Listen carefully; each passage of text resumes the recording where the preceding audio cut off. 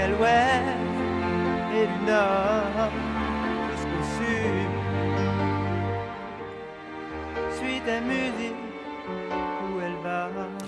C'est un chanteur qui avait trouvé les mots pour faire parler notre fragilité, une façon unique de frapper les touches d'un clavier tout en caressant son piano qui danse. Michel Berger nous a quittés le 2 août 1992, il y a 19 ans, jour pour jour. Alors ce matin, pas de larmes, pas de nostalgie, mais plutôt du sourire et surtout des mélodies pour se souvenir de celui qui, jusqu'à son dernier souffle, a donné tout pour la musique. Bonjour Bernard de Bosson. Bonjour Benjamin. Votre nom n'est pas très connu pour nos auditeurs et pourtant vous avez eu un rôle fondamental dans la vie de Michel Berger puisque pendant 15 ans vous l'avez accompagné, vous étiez à l'époque le patron de Warner Music, c'est vous qui l'avez signé en 1971 et aujourd'hui vous êtes le trésorier des victoires de la musique. On parlera de Michel Berger avec vous et puis également avec Michel Drucker qui sera avec nous dans quelques minutes par téléphone puisque sa dernière apparition télé en compagnie de France Gall c'était chez Michel Drucker exactement en juin 1992 à l'époque pour présenter leur dernier album commun, Double Jeu.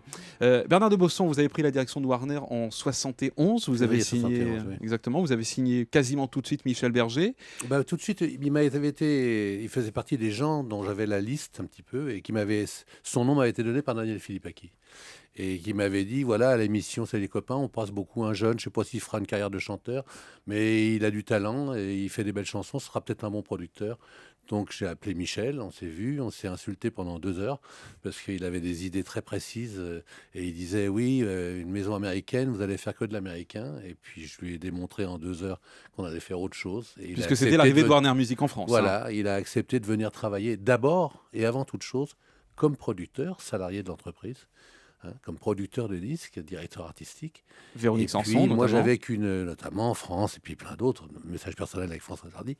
Et puis surtout, moi, j'étais enthousiaste complètement de la façon dont il chantait. Qu'est-ce qui vous plaisait chez lui ? Mais un phrasé original, le mélodiste et l'homme d'abord. L'homme, son exigence. Il était d'une exigence absolument, des fois intolérable, quoi.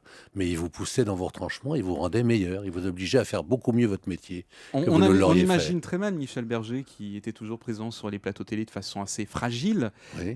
Comme une personne autoritaire. Mais ça cachait une force énorme, sa fragilité. Il savait s'en servir d'ailleurs, très très bien. Et il vous rendait meilleur. Moi, il m'a rendu bien meilleur, il m'a permis de faire des choses que j'aurais peut-être pas faites.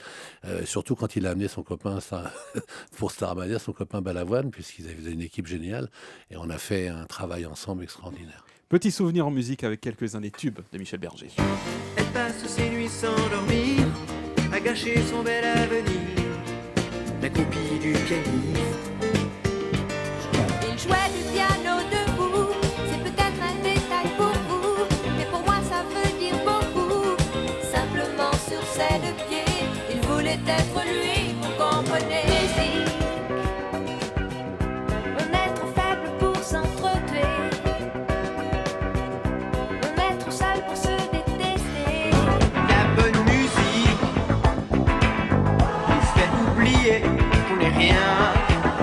Il a tout pour la musique et il répète ses mots sans suite et sans logique, comme on dit des mots magiques.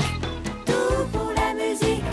Celui qui chante, celui qui chante, celui qui chante.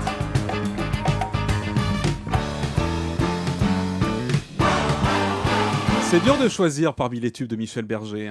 On a fait une petite sélection. Bernard de Bosson, le point commun entre toutes ces chansons, c'est que ce sont d'abord les plus joyeuses de Michel Berger, mais surtout qu'elles n'ont un seul et unique sujet, la chanson, la musique.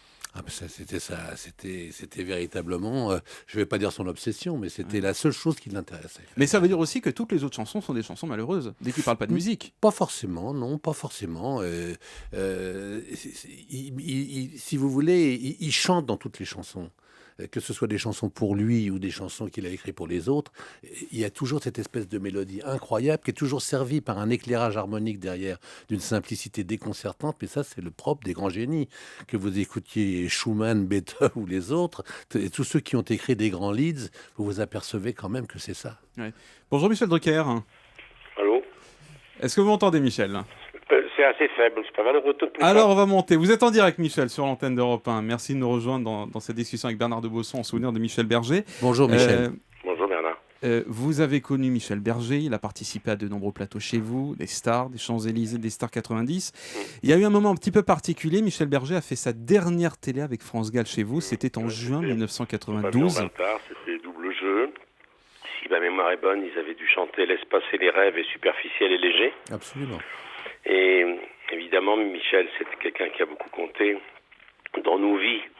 C'était quelqu'un de très particulier, Michel. C'est quelqu'un, regardez la photo de Jean-Marie Perrier, la photo mythique de Salut les copains. France et Michel ne connaissent pas encore, mais ils sont déjà là, ce sont presque des adolescents.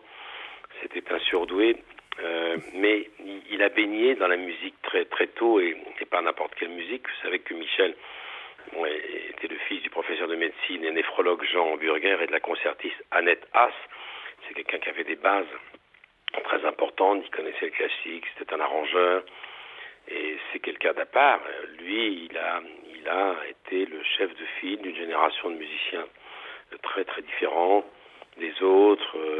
On ne peut pas parler de lui sans parler de Balavoine. Il y avait beaucoup de choses en commun, notamment l'Afrique, le goût des autres, l'envie d'aider les autres. Michel était quelqu'un, moi j'ai un souvenir très très fort de Michel, parce que toutes les émissions que j'ai faites avec lui étaient des émissions de qualité, quoi. On va en écouter justement un petit extrait, Michel. Avait le souci des belles choses, voilà. On va écouter justement un extrait de cette dernière émission que vous aviez partagée ensemble. C'était le 17 juin 1992, Star 90 sur TF1.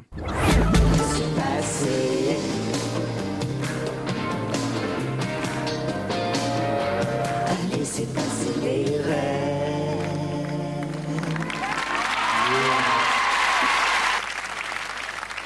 Comme je l'ai dit, c'est vrai que c'est un événement. C'est un événement parce que c'est la première fois. Pas pour nous, parce qu'on se voit depuis 18 ans, 24 heures sur 24, mais c'est un grand bonheur toujours de sur faire scène ensemble. De la musique ensemble. Et puis c'est tout à fait une autre aventure. Il y a un moment où il faut se renouveler, on a envie aussi de faire les choses différemment, de vivre des nouvelles aventures, et le fait de faire de la musique ensemble, c'est vraiment une nouvelle aventure. Tout à fait. Mais alors ça veut dire album, ça veut dire télévision déjà, et ça veut dire scène, non? Ah ouais, bien sûr. Vous allez revenir sur scène. Ça donne en tout cas très envie. Michel Drucker, c'est terrible ce que vous disent là, Michel Berger, France Gall. Hein. Ouais, ils allaient faire de la scène tous les deux. Double G, Bernard de Bosson se souvient très bien de tout ça. Absolument. Mais vous savez, Berger, il est à l'origine de la carrière de beaucoup de gens. Quand on voit tous ceux qui étaient dans la première version de Starmania, que ce soit les Québécois Claude Dubois, que ce soit Diane Dufresne, tous ces chanteurs-là, leur passage dans Starmania a été considérable, pour Daniel Balavoine aussi évidemment. Tous ceux qui ont chanté Michel Berger, qui ont chanté Starmania, Berger, Plamondon, ça leur a porté bonheur, ils ont tous fait carrière. D'abord la comédie musicale et les musiques ont fait le tour du monde. Mais il y a eu aussi Diane Tell, la légende de Jimmy, il y a eu l'album de Johnny. C'est d'ailleurs, si Michel nous écoute aujourd'hui, il doit trouver cocasse que Johnny Hallyday commence une carrière d'acteur au théâtre avec Tennessee Williams, parce qu'il lui a écrit Tennessee. À l'époque, je me souviens, Johnny partageait la vie de Nathalie Baye. C'est Nathalie Baye, tu t'en souviens, Bernard, qui avait présenté. Ce qu'il faut dire aussi, Bernard de Bosson, c'est qu'à l'époque Starmania, personne n'y croyait, à part vous et Michel Berger. Personne n'y croyait. Si, il y avait René Klettmann à Europe numéro 1. Et Claude Brunet. Déjà Europe 1, René. qui était dans René, l'aventure. oui. Et René, lui, il a eu la chance d'écouter les chansons. Moi, j'y ai cru sans écouter les chansons, parce que Michel, il fallait lui faire confiance. Mais Nathalie Baye, c'est bien que Michel en parle, parce que j'ai eu la chance de passer 3 jours avec eux quand ils faisaient l'album. Et ça a été un moment incroyable. Cet album de Johnny a été un tournant dans sa carrière. Un tournant, absolument. Ouais. Et Starmania, alors qu'est-ce qui a fait que vous avez été convaincu, Bernard de Bosson, que ça allait marcher? À l'époque, on ne faisait quasiment pas de comédie musicale. Il y avait la Révolution française, R, et puis c'est tout. Non, mais Michel était quelqu'un, comme je vous disais, qui vous forçait dans vos retranchements, qui vous rendait meilleur, qui vous obligeait d'aller très très très loin. Et il m'obsédait depuis je ne sais pas combien de temps avec son opéra rock. Et un jour, il m'a dit, voilà, j'ai pas l'argent pour le faire. Mais je lui ai dit, on va le produire. Et on a foncé. Et j'avais pas entendu une note de musique, mais je lui faisais confiance.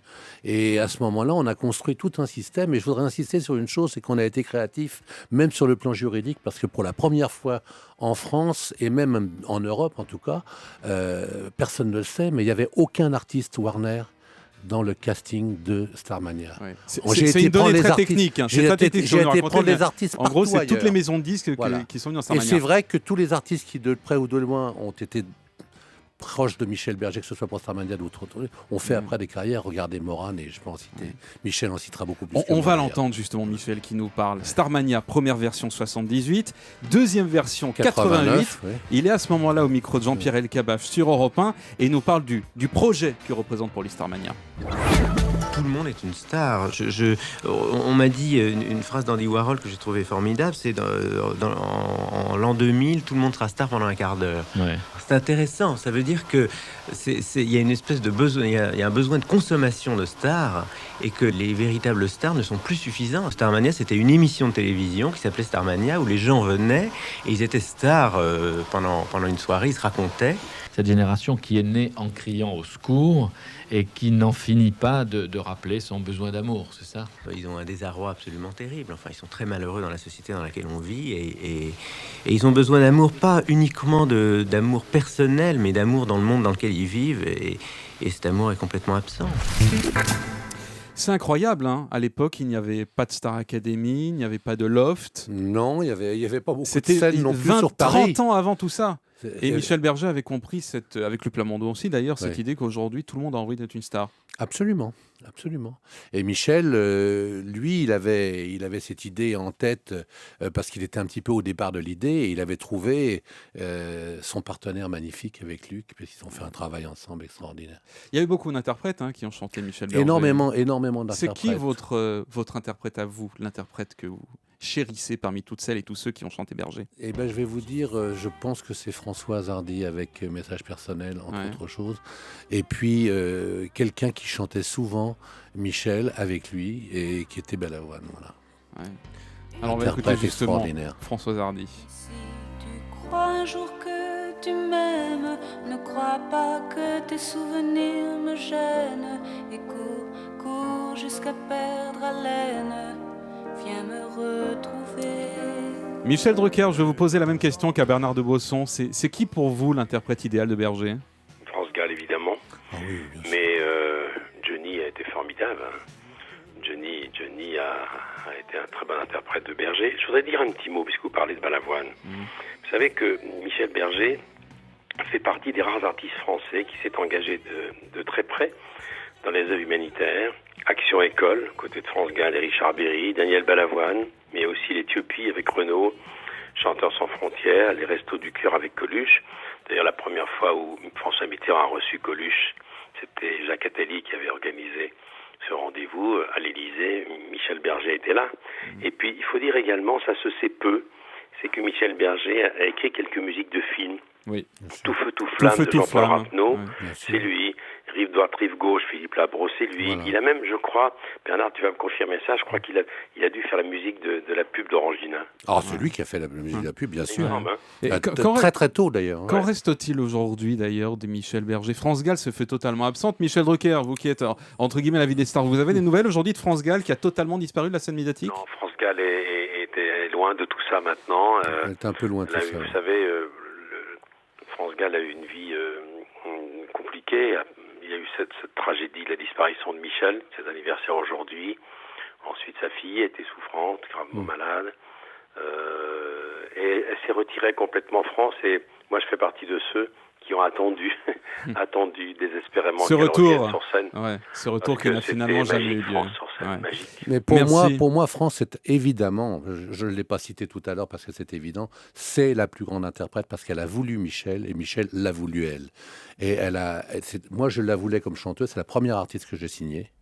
Et on était à l'origine de Warner, vous avez signé c'est Berger, la première artiste. France Gall et Véronique Sanson. Berger comme salarié, mais la première artiste que j'ai signée, c'était France Gall. Et c'était un bonheur de l'avoir rencontré Michel, dont elle a été évidemment la meilleure interprète. Merci Bernard de Bosson d'avoir été avec nous ce matin sur Europe 1. C'est vous qui avez été le producteur de Berger pendant 15 ans à la direction de Warner Music. Merci également à Michel Drucker qu'on va retrouver à la rentrée sur Europe 1 dans Faites entrer l'invité tous les jours à 10h30.